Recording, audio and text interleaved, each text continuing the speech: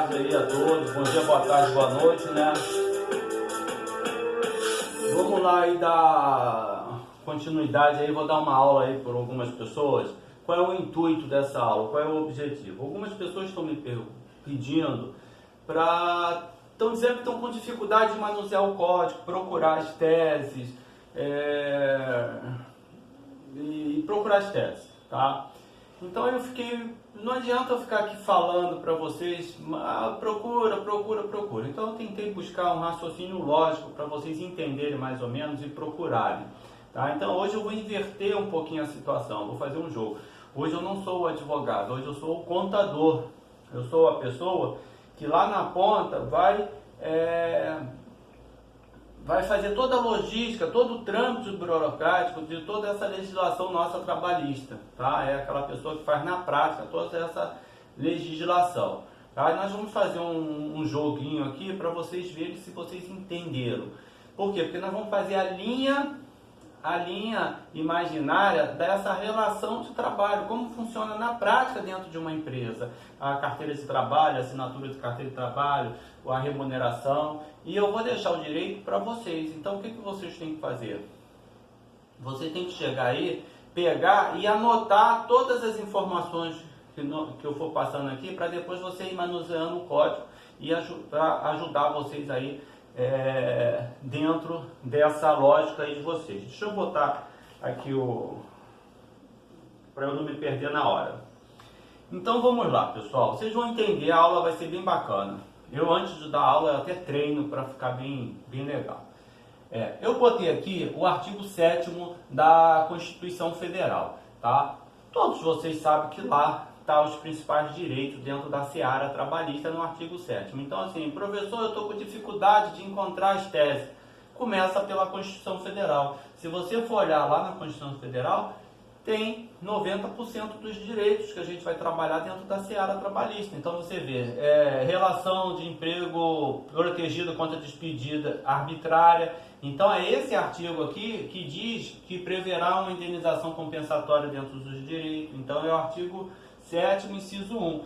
Aqui que diz do seguro-desemprego, mas presta atenção, ó, desemprego involuntário, por isso que quem faz aquela rescisão consensual não tem direito, quem é despedido por justa causa não tem direito.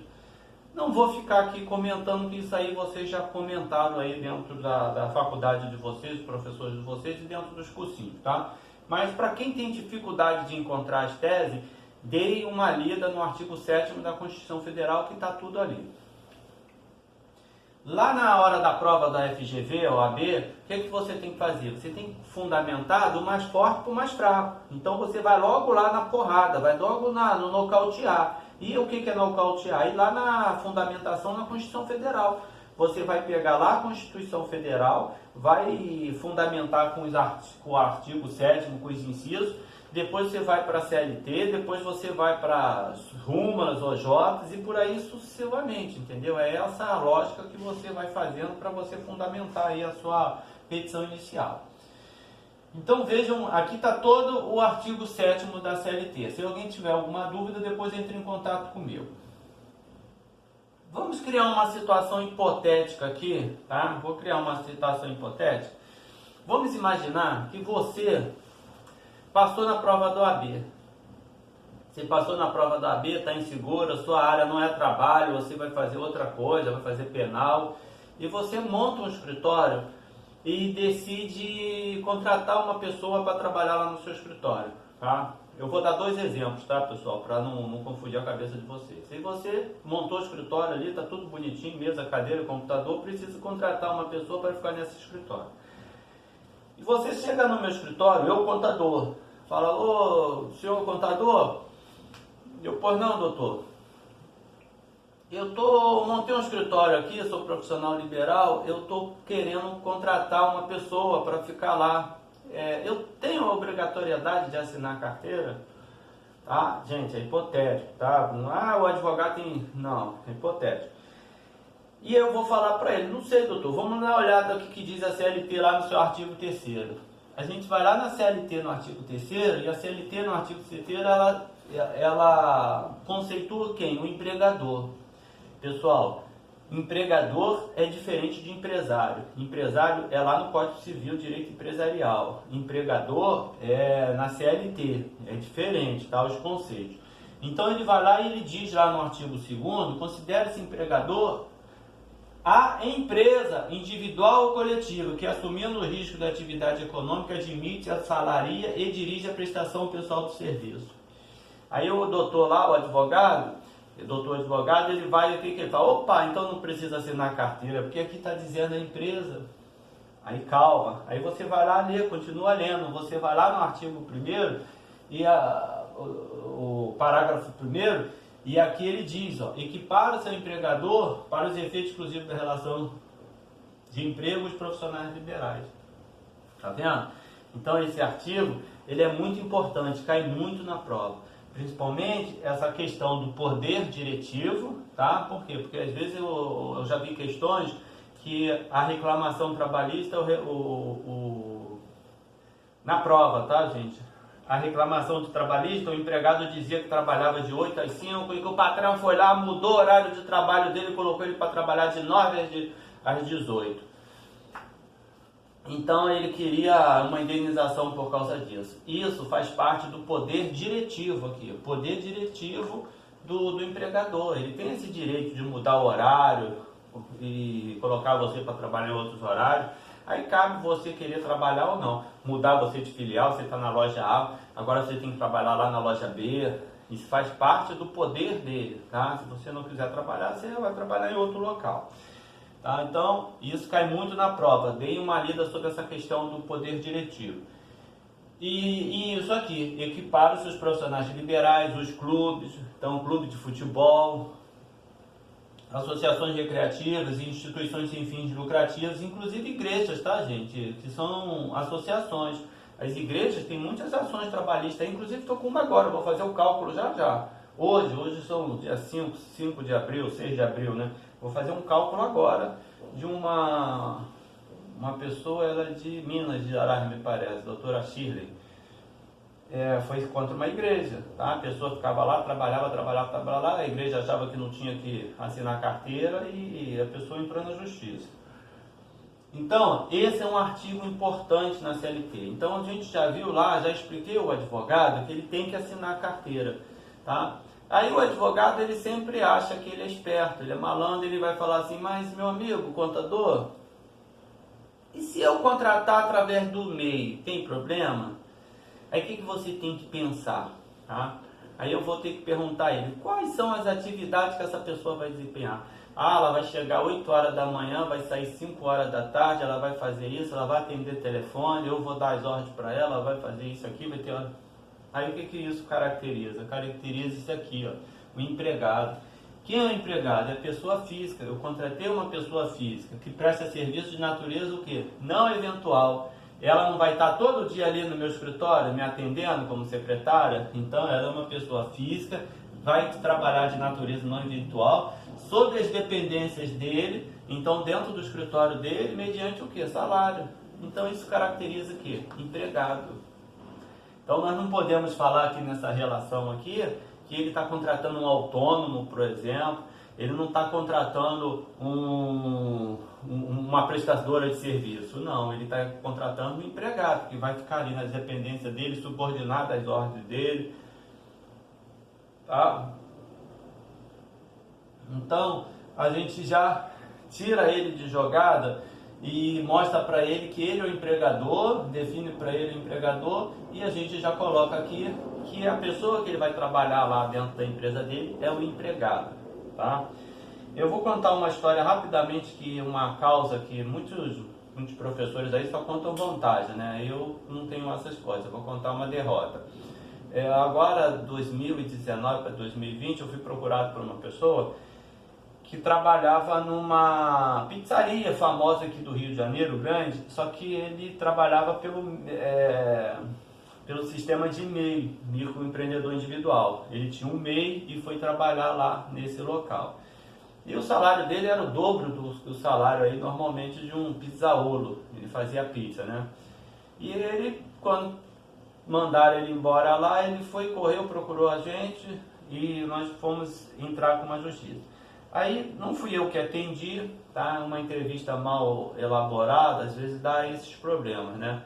Aí o que que aconteceu, para ser breve na entrevista? No dia da audiência, tá? Ele alegou que a empresa mandou ele abrir o MEI, um microempreendedor individual, que ele queria os direitos dele, essas coisas todas. Nós montamos a petição inicial, querendo desconstituir aquele contrato de trabalho do microempreendedor individual lá, o contrato de prestação de serviço que ele tinha, para caracterizar o vínculo de emprego e pedir as verbas rescisórias dele. Aí fizemos tudo isso direitinho. No dia da audiência, a testemunha chegou lá e perguntou assim: você trabalhava lá? O juiz perguntou à testemunha: trabalhava, fazia o que lá? Agora motoboy. Você via esse sujeito todo dia lá? Todo dia não. Ué, o juiz falou: mas por que todo dia não? De vez em quando ele não ia, aí ele mandava. Ele quando não ia, quem fazia as pizzas? Ele mandava alguém no lugar dele. Aí o juiz: mas mandava alguém? Alguém quem? Ele tinha uma empresa aí coordenava algumas pessoas. O cara era assim, o cara treinou algumas pessoas, tá? E ele indicava para as pizzarias, como o cara era muito bom, sabia o que fazia, ele ia lá, treinava, botava a pessoa na pizzaria e ele ficava tipo no comando. Quando alguém dava um problema, ele ia lá nessa pizzaria para resolver. Quer dizer, isso descaracterizou o quê? O trabalho não eventual. Tá? O trabalho dele era não eventual. Então, não era não eventual, era eventual. Ele, quando tinha a liberdade, quando ele tinha a liberdade de não querer ir, ele ia trabalhar em outro local. E o juiz indeferiu, perdemos essa ação.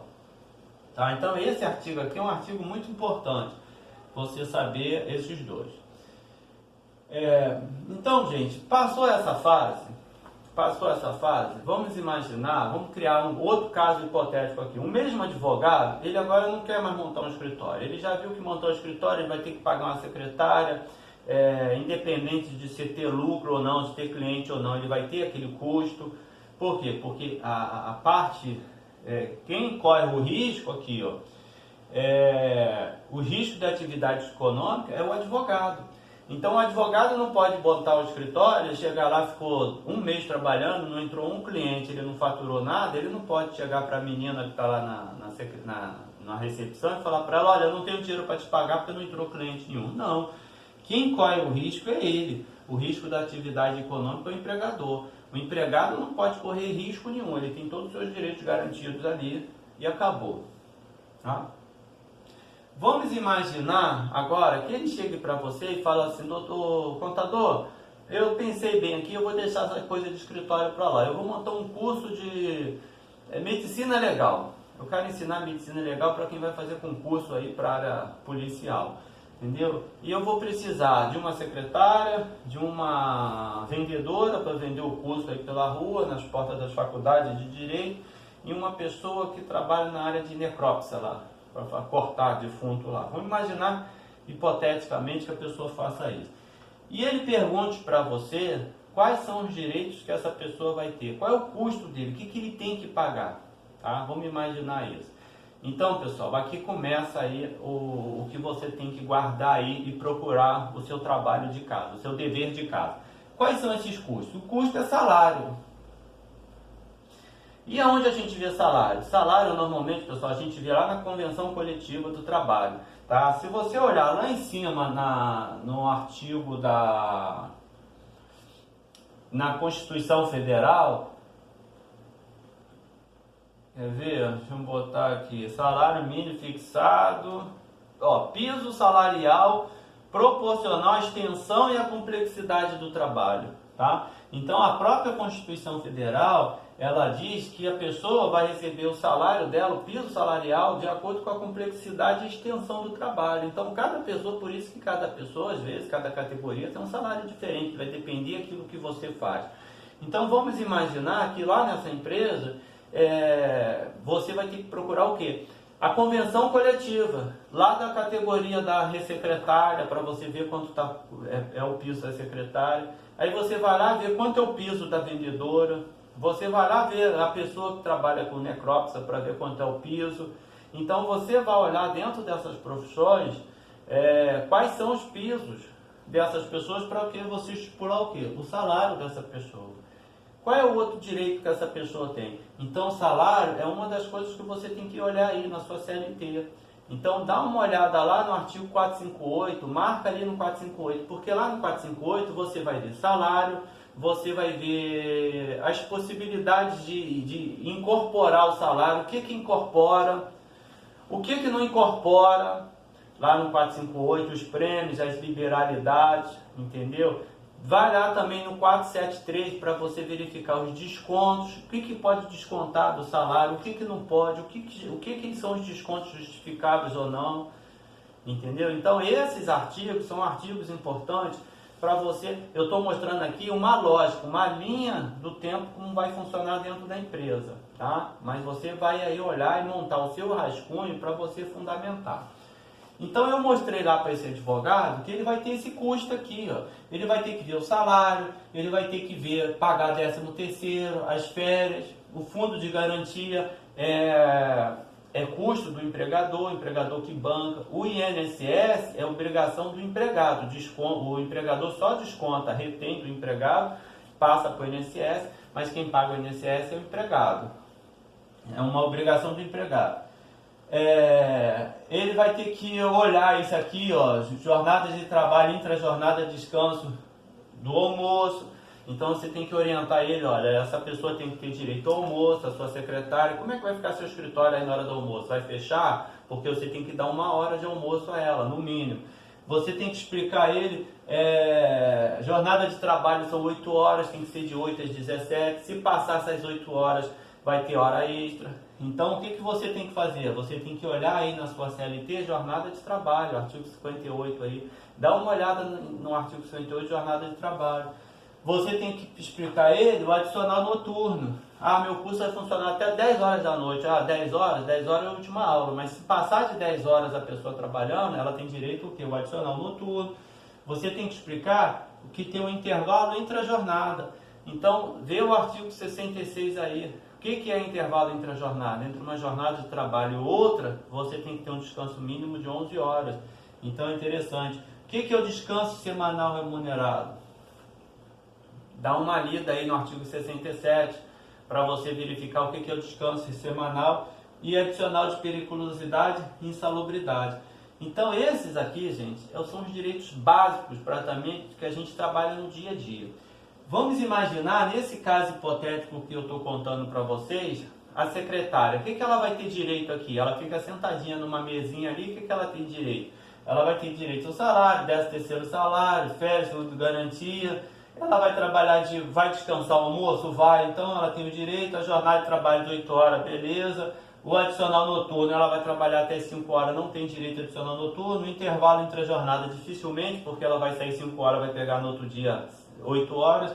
O descanso semanal remunerado, ela trabalha de segunda a sábado, não trabalha domingo, então tá certo. O descanso remunerado e adicional de periculosidade e insalubridade. Ela trabalha com alguma coisa insalubre, perigosa? Não, então ela não tem direito. Vamos imaginar a menina que vai ajudar lá o professor, cortar os cadáveres, costurar, fazer esse tipo de coisa. Lá no laboratório tem formol. Formol é um produto químico e ele está lá na relação do Ministério do Trabalho e Emprego como substância insalubre, que o contato de formol, já viram o salão de beleza aí, quando eles estão pintando, sei lá, o cabelo, o cheiro forte que é de formol. Então lá, essa pessoa que vai trabalhar lá no laboratório do professor, o que vai acontecer? Ela vai ter direito à insalubridade. Então o salário dela não é só o salário, tem um salário mais, vamos supor, 40% de insalubridade. A insalubridade é calculada em cima do salário mínimo, tá? Então você veja, ela tem direito ao salário, ela tem direito à insalubridade, aí vai todos os outros direitos praticamente, 13º, férias, fundo de garantia, vai ter que se observar o intervalo entre a jornada, ela tem direito a almoçar? Tem. A jornada de trabalho de 8 horas? Tem. O que passar, o que? Hora extra. O adicional noturno, ela de repente vai trabalhar à noite lá com o professor, trabalhou lá, tem uma turma, a turma terminou 10 horas, ela ainda tem que guardar as coisas lá, arrumar tudo, deixar o laboratório todo limpinho, sair de lá 11 horas da noite. Então o que ela vai ter direito? O adicional noturno. O intervalo intra-jornada, vamos supor, se ela saiu 11 horas da noite do trabalho hoje, ela tem que pegar no dia seguinte, no mínimo 10 horas da manhã. Aí o professor chega, ó, amanhã de manhã tem aula 8 horas da manhã. Foi respeitado esse horário de 11 horas? Não, não foi. Então ela vai ter direito ao quê? A um adicional por causa do desrespeito desse horário de 11 horas. Tá? E o adicional de insalubridade nós já falamos. Tá? E a vendedora? A vendedora ela tem um salário fixo mais comissão. Então lá no salário dela você tem que olhar que ela vai ganhar salário mais comissão. Por isso que eu estou falando para vocês olharem aí o artigo 457 e o 458. O que incorpora a remuneração da pessoa? Aqui está salário, mas o certo era remuneração, tá? É o salário mais outras coisas que incorporam a esse salário aí. Então, pessoal, para você fazer o dever de casa, o básico são essas informações aqui. Os básicos são essas informações. Então procurem aí na CLT de vocês. A gente vai continuar mais um pouquinho, mas a gente vai procurar. Procurem aí Não. Então vamos lá. O advogado ele decidiu montar o curso, ele viu as necessidades dele, tá? Ele viu as necessidades e ele me pergunta: ô contador, qual é o próximo passo? O próximo passo é a gente criar um contrato individual de trabalho. O contrato de trabalho ele pode ser um acordo tácito ou expresso, está escrito ali. Tá? Tácito, assinei carteira, botei a pessoa para trabalhar, acabou, entendeu? É um acordo tácito. Expresso, não, expresso você pegou um contrato, redigiu um contrato direitinho, a pessoa leu, você leu, assinou, tá? Mas isso não tem muito. Mas quais são os tipos de contrato de trabalho? Esse é importante. Então você tem que ir lá no artigo 442 e você dá uma estudada quais são os tipos de contrato de trabalho.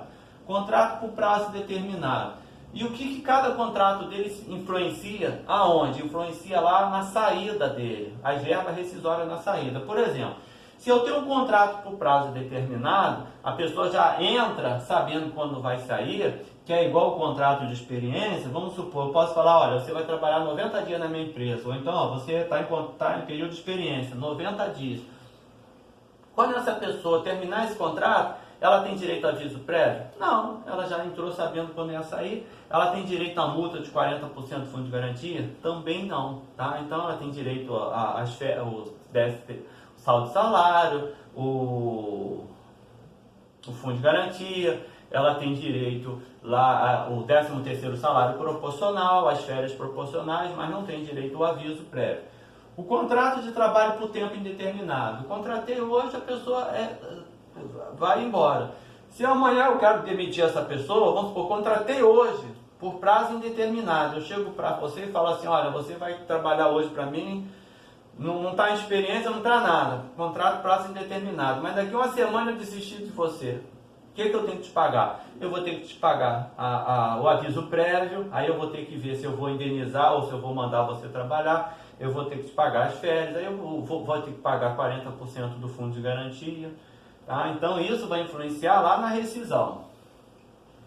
Contrato de trabalho eventual. O contrato de trabalho eventual é o famoso autônomo, aquela pessoa que não tem vínculo. Dá uma lida aí sobre o autônomo, para você entender o autônomo e ver qual é o artigo na CLT que fala sobre ele, entendeu? Para você ter uma noção do que é autônomo, por uma questão da prova, de repente você verificar se tem um vínculo ou não tem.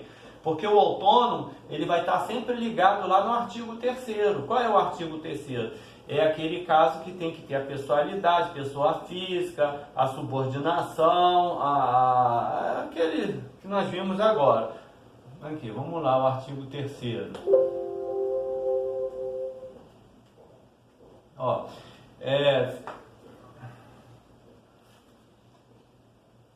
Ó, vai ser natureza não eventual. O autônomo, o nome já diz lá, contrato eventual. A pessoa vai lá de vez em quando. Foi o caso que eu contei para vocês do Pizzaolo. Ele ia lá de vez em quando, entendeu? Então ele era eventual. O empregado não pode ter natureza eventual. Ele tem que ir todos os dias trabalhar, tá? Na dependência da pessoa. Então ele tem que vir aqui na empresa trabalhar mediante salário e a subordinação, tá? É um requisito importante. Então o autônomo ele não tem esse vínculo. Vamos supor, eu contrato um autônomo para vir aqui no meu escritório para consertar o meu computador. o trabalho é dele, entendeu? O trabalho é dele, ele que sabe mexer em computador. Eu não tenho ingerência nenhuma no trabalho dele, tá? Então ele vai estar aqui, ele vai mexer, vai futucar, ele é autônomo, ele é um profissional autônomo. Aí você tem que olhar aí o contrato de estágio, dar uma lidazinha nos pontos principais do contrato de estágio. Contrato de experiência eu falei, contrato de teletrabalho é novo e o contrato intermitente, tá? O intermitente ele vai ter um contrato com a empresa vai chamar de vez em quando. Quando a empresa chamar essa pessoa, já tem que, na hora de pagar essa pessoa, ela já tem que, pode ser por mês, por semana, por quinzena, essa pessoa já tem que pagar as férias, o 13º, tudo ali dentro daquele valor da hora da pessoa trabalhar, tá? São contratos assim, que eu dificilmente acredito que caia na prova da OAB e FGV, mas você tem que estar preparado. Por exemplo, um contrato, teletrabalho é um contrato novo agora, né? Porque foi muito mexido com a questão da pandemia. Então, possa ser que nas próximas provas, tudo que é novo, a FGV gosta, entendeu? Então, para ver se você está atento às mudanças. Então, deem uma lida em teletrabalho, depois eu posso fazer uma aula só de teletrabalho para vocês entenderem. O intermitente caiu muito recentemente, porque também era novo.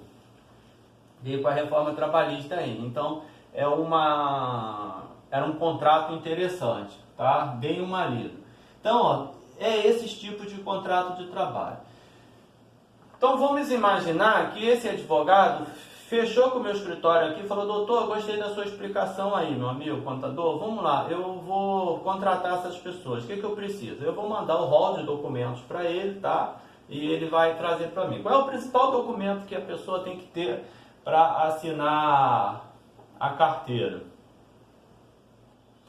É isso aqui, é a carteira de trabalho, tá? Hoje, gente, a carteira de trabalho é digital, é um aplicativo, tá? Mas a empresa tem um prazo de 5 dias úteis para anotar na carteira de trabalho em relação aos trabalhadores que admitir, a data de admissão, remuneração e as condições especiais.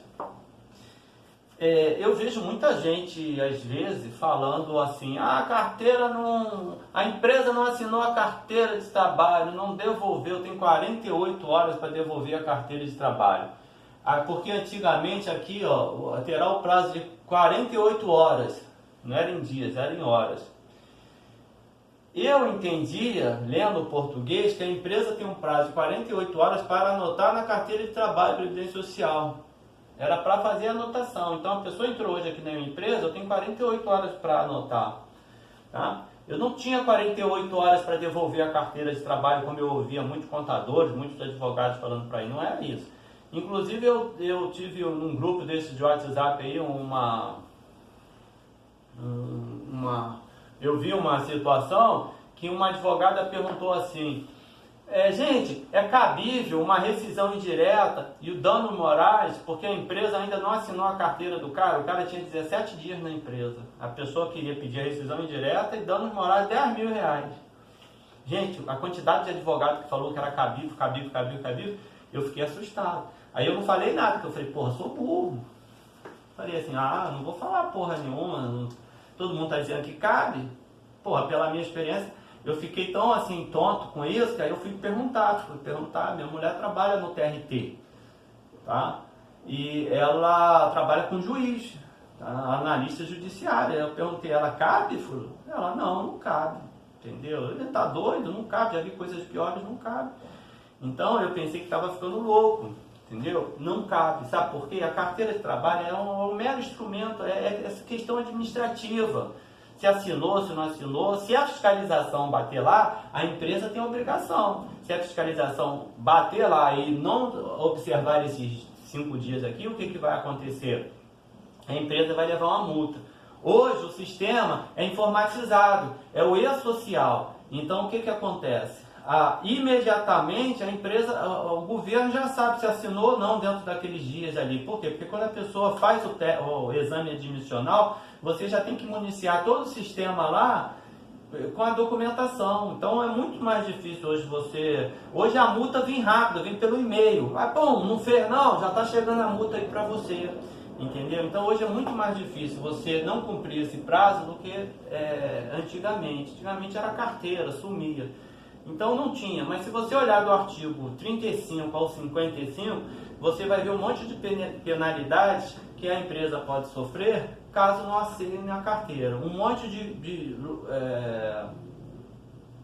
providências que você pode tomar se a sua carteira não estiver assinada e as atitudes as penalidades que a empresa vai sofrer. Então assim, a princípio essa questão da carteira tal ou não assinada, assim, você pode até numa petição inicial, mas não tem o que pedir, igual tem a hora extra, adicional noturno, não tem o que pedir. Você fala, olha, vou pedir a rescisão indireta. Às vezes a carteira não está assinada, mas se a empresa está recolhendo seu fundo de garantia, está pagando seu INSS, está pagando seu salário direitinho, tá tudo direitinho, meu amigo, a única coisa que está acontecendo ali para você é um mero problema administrativo. Que quando ela for te mandar embora, aí ela vai ter que assinar a sua carteira. Por quê? Porque você vai chegar lá na Caixa Econômica Federal com aquela guia para receber o seu fundo, o seu seguro-desemprego, e a Caixa Econômica Federal vai exigir, cadê a assinatura do carimbo da empresa? Tá? Então vai ter um momento que vai ter que, esse vício vai ter que ser sanável. Então, mas a princípio a questão da carteira assinada não traz problema nenhum. Lógico que a empresa não deva fazer isso. Tem uma lei e ela tem que respeitar a lei. Bom, então o primeiro passo, o segundo passo, né? O primeiro passo foi a gente determinar qual é o contrato de trabalho que essas pessoas vão trabalhar. Então você determinou o contrato de trabalho. Falei para vocês que o contrato de trabalho vai ter, ele vai ter questões nas questões da demissão. O segundo passo é a carteira de trabalho. Você foi lá, assinou a carteira, pegou a carteira de trabalho e assinou. Pronto, a pessoa, tudo pronto. Começou a relação de emprego, assinou a carteira e começou. A pessoa começou a trabalhar aqui eu sou contador, tá, gente? Mas vamos imaginar que aqui do lado é a empresa que eu dou assessoria como contador. Começou lá o advogado a trabalhar com o seu curso, com as suas aulas lá, as pessoas trabalhando de manhã, de tarde, de noite, está lá tudo funcionando. Qual é o terceiro passo que eu tenho que fazer? Qual é a terceira obrigação que a empresa tem?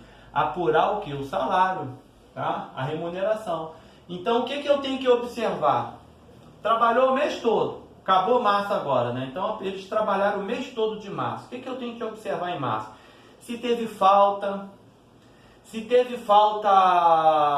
justificada. Então, o que você tem que olhar? Anota aí para você olhar, tá? Artigo 473 é o que o contador faz.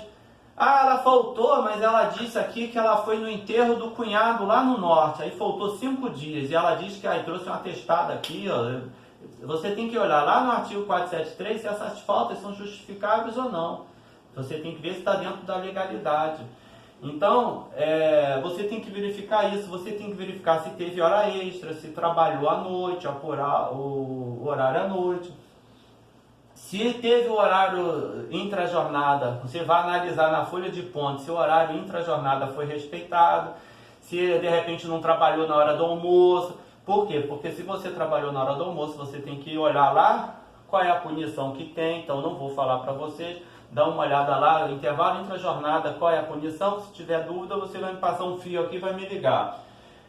Você tem que olhar na folha de ponto se a jornada de trabalho 8 horas diárias ou 44 horas semanais foi respeitada, tá? Você tem que olha lá nessa jornada de trabalho, as hipóteses que tem de compensação, tem que ter um acordo, me parece, eu não sei, gente, quem sabe é vocês que é advogado, eu não sei, eu sou contador, então você vai dizer para mim aí, vai me mandar um vídeo aqui, vai escrever aqui embaixo do vídeo, vai me mandar um WhatsApp. Professor, não entendi não. Por quê? Porque tem algumas hipóteses que a pessoa pode trabalhar a mais num dia e descontar no outro. Como é que é o nome disso? Dá uma olhada aí que você vai me dizer como isso se chama. Você vai ver adicional noturno, se essa pessoa trabalhou noturno. Se trabalhou noturno, qual é o percentual em cima da hora dessa pessoa que eu tenho que jogar? 20%, 30%, 40%? Você tem que olhar se essa pessoa respeitou o horário interjornada. Tá? Se trabalhou, você tem que ver se a empresa está pagando corretamente o adicional de insalubridade e o adicional de periculosidade, tá? Então, pessoal, isso tudo eu vou observar na hora de fazer a folha de ponto, o fechamento. O meu trabalho tira dinheiro do seu bolso. O meu trabalho evita que as pessoas procurem advogado. Então, o meu trabalho é de fundamental importância. Para quê? Para que não tenha esse monte de acesso na justiça. de pessoas procurando o judiciário para resolver esses problemas. Então eu olhei isso tudo, qual é o quarto passo? Pagar salário, a remuneração. Tá? Então o que nós falamos aqui atrás? Artigo 7º da Constituição Federal. O salário é proporcional à extensão e à complexidade do trabalho. Então eu tenho que ver se aquilo que está na folha de pagamento é o que está lá na convenção coletiva, se está tudo certinho. Irredutibilidade do salário. Então não pode reduzir o salário, salvo disposto em convenção coletiva ou acordo coletivo, quer dizer, tem uma exceção, o salvo é uma exceção. E aí aqui está dizendo, compreende-se na remuneração do empregado para todos os efeitos legais, além do salário devido pago diretamente pelo empregador, como contraprestação do serviço, as gorjetas que receber. Integra o salário, a importância fixa estipulada, as gratificações legais e as comissões pagas. Então o que nós falamos? Nós temos uma pessoa que ganha comissão. Então o que nós vamos ter que olhar? Olhar quanto foi a comissão dela, porque vai integrar o salário. E em cima dessa salário dela e a comissão, eu vou chegar na remuneração. E eu vou fazer os descontos todos em cima da remuneração. Qual é o desconto? É o fundo de garantia, 8%. É o INSS.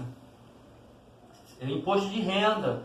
Por exemplo, se ela ultrapassar o teto do imposto de renda. Tá? Então esses são descontos. Então, gente, esse é mais um artigo importante para você olhar aí, o 457 da CLT, porque você ali vai ver o que? Vai ver a remuneração, o que integra e não integra, o que pode descontar, o que não pode. Esse artigo, toda a prova da FGV tem ele. Tem ele. Tá?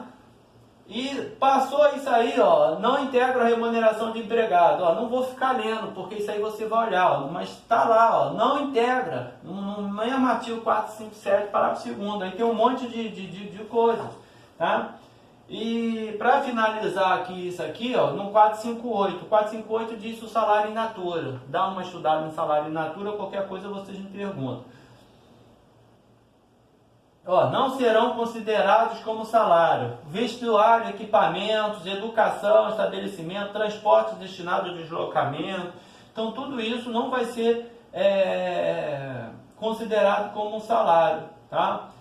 Essa questão aqui do transporte é muito interessante, que até pouco tempo tinha as horas itinerárias. Hoje não tem mais, mesmo em locais que não serviam para o transporte público, entendeu? Então, não tem mais. Então, vocês têm que ficar atentos a isso aí, tá?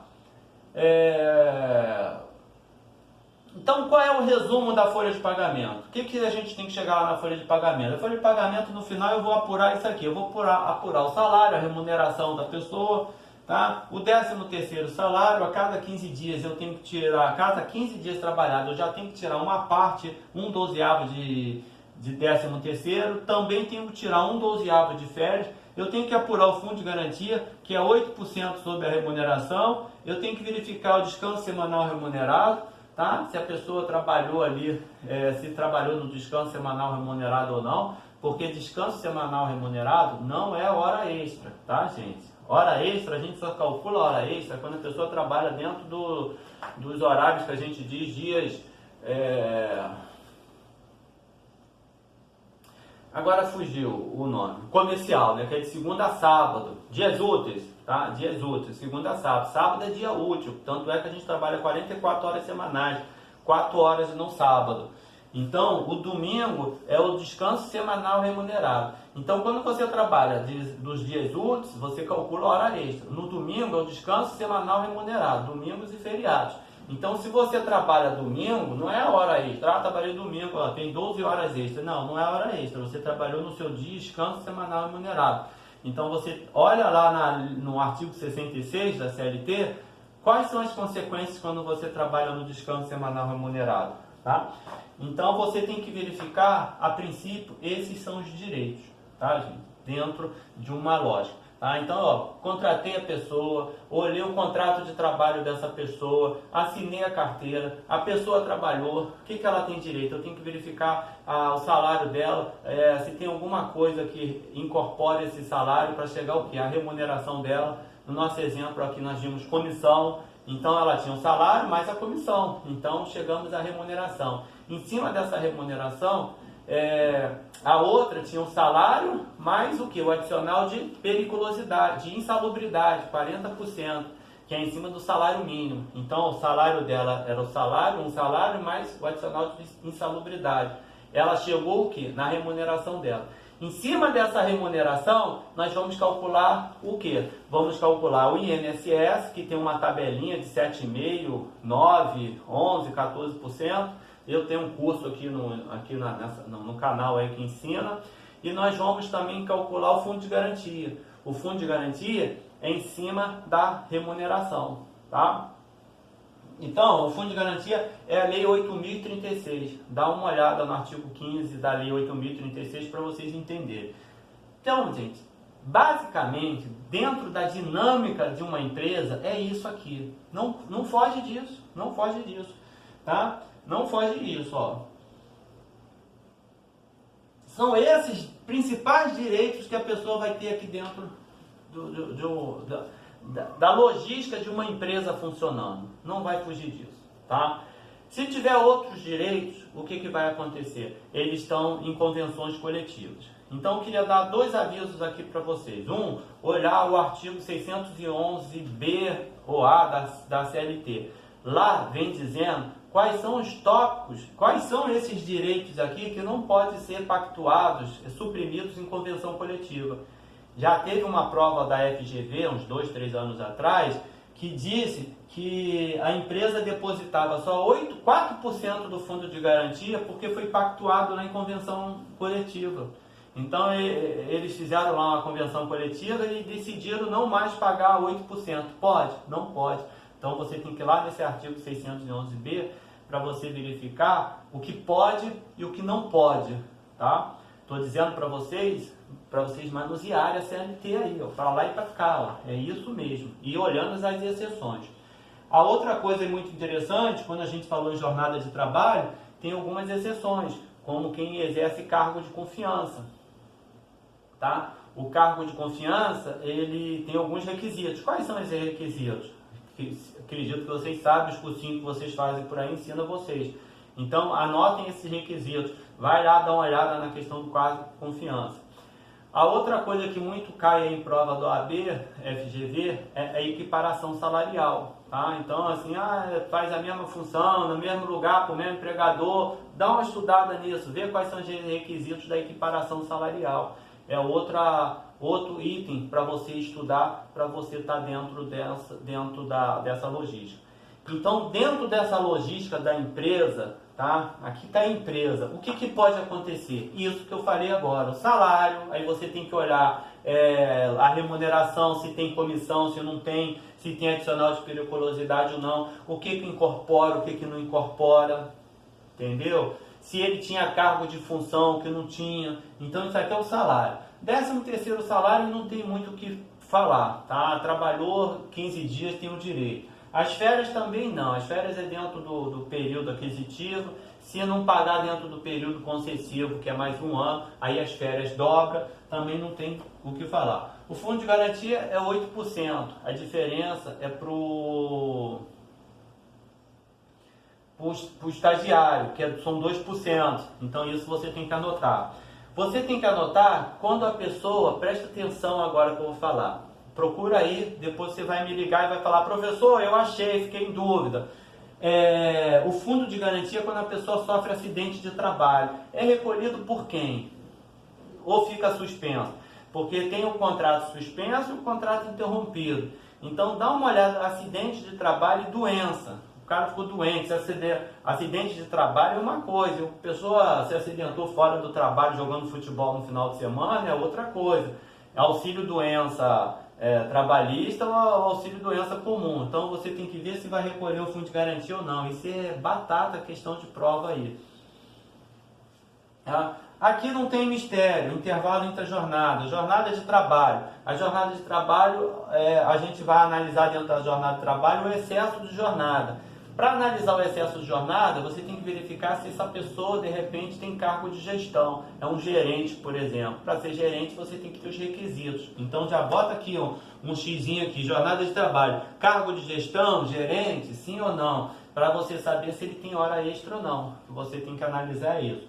Adicional noturno. Adicional noturno tem aquelas coisinhas, quem trabalha na pecuária, na lavoura, eu acho que dá uma lida aí para você ver, acho tão fresco isso. Uns professores ensinam, se é o boizinho, acorda mais cedo, se é a plantinha, acorda mais tarde. Desculpa o termo, essa viadagem eu não vou me meter não. O descanso semanal remunerado, ele não tem que ser obrigatoriamente o domingo, mas o que acontece? Que muita gente erra, muitos contadores erram na prática, fazendo contabilidade. A pessoa tem que trabalhar 6 dias e ela tem que folgar 1. Não é trabalhar 7, tá? O descanso semanal remunerado, ele tem que ocorrer na semana. A semana tem quantos dias? 7 dias, então a pessoa tem que trabalhar 6 dias e 1 é o descanso semanal remunerado. Preferencialmente aos domingos. Então vamos imaginar que não dê para dar o domingo. Então tem que fazer uma escala, mas tem que trabalhar 6 dias e tem que ter um dia de descanso remunerado por 24 horas de descanso remunerado, tá? Então preste atenção nisso.